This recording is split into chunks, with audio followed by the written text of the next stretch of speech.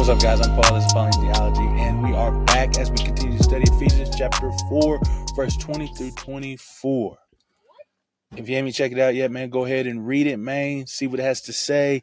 Then come back and we'll discuss the 4 questions. If you already have read it, man, let's jump on in, man. Let's see what the scriptures say. First question is, what's it got to say? What do we got to say? You understand the words? And so what is Paul actually saying?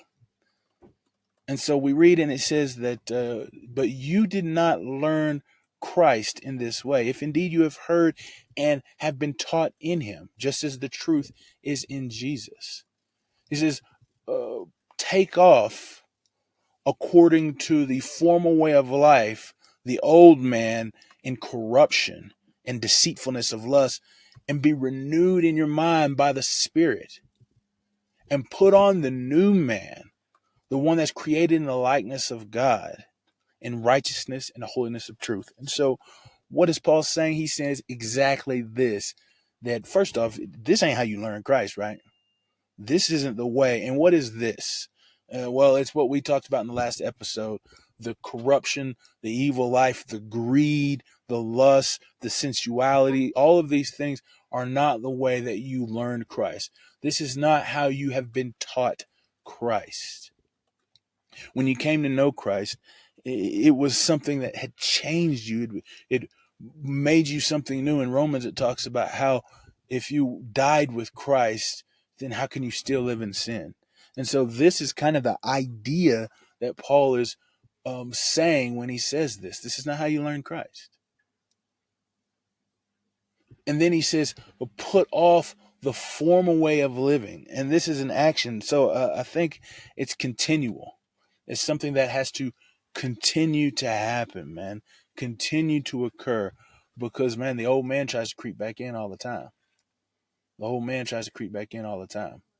And so he says, man, we got to put aside these actions that were according to the former way that we used to live, which was just like the Gentiles before. The ones that he talked about and how they acted. We put aside that. And then it says, we are renewed. We allow ourselves to be renewed in our minds by the Holy Spirit. Now, I've got to say a little bit on this because if you're reading in one translation versus another, it may be say, renew the spirit of your mind. And then some say, and be renewed in your mind by the Holy Spirit. It's because the way in which the Greek is constructed, it can be difficult to ascertain what spirit they are talking about. Now, for me, I've read this, and I'm thinking that in this particular passage that the word pneuma, or pneumati actually, which means spirit, is describing or speaking of the Holy Spirit, because every other time in Ephesians when spirit, this word is mentioned, it is always mentioned in regards to the Holy Spirit. And so I don't see any difference here why it would be.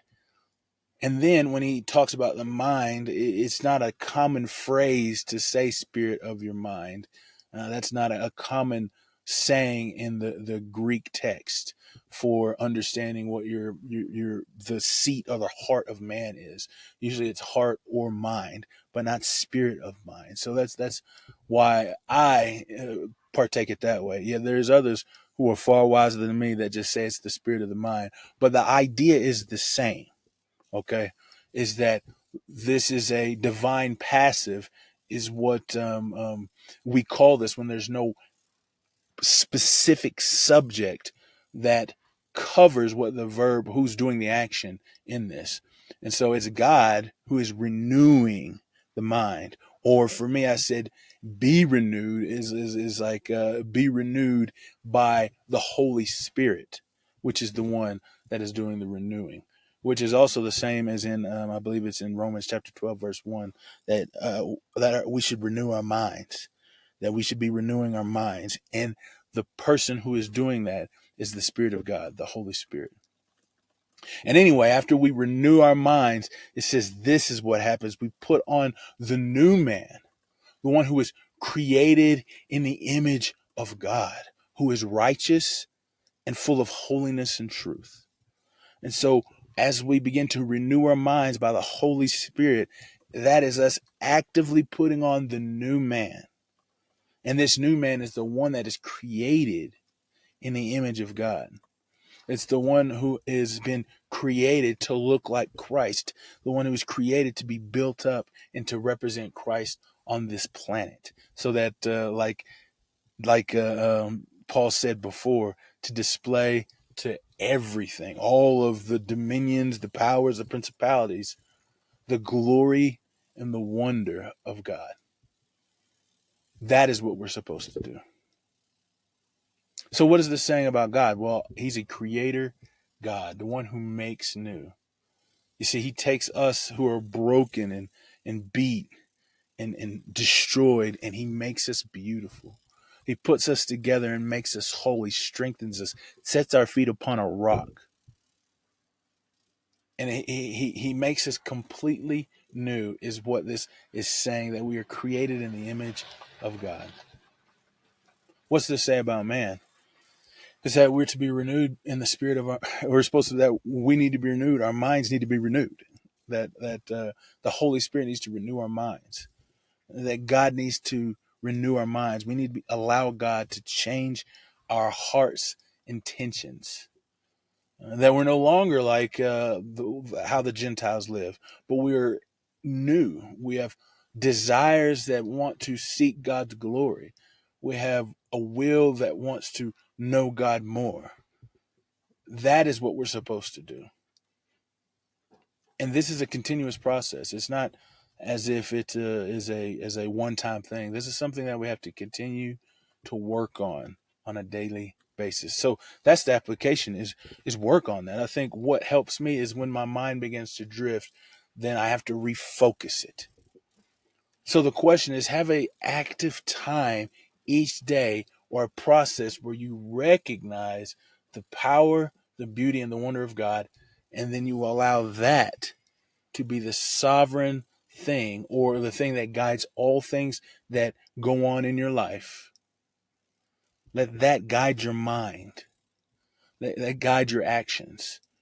To continually give these things over to him. To continually be renewing your mind. When something happens, you quickly twist it and say, is this the way that the Spirit would want me to move? Is this the thing that Christ would desire of me? Is this the movement or the motion or the purpose or the will that the Father has divined for me? It's refocusing our attitudes and our minds to see God as preeminent or number one over all things, and then acting that way because we know that is where our identity comes from. So let's do that this morning, or this afternoon, or this night, whichever time it is, but each day. I thank you guys for listening, and I will see you in the next episode.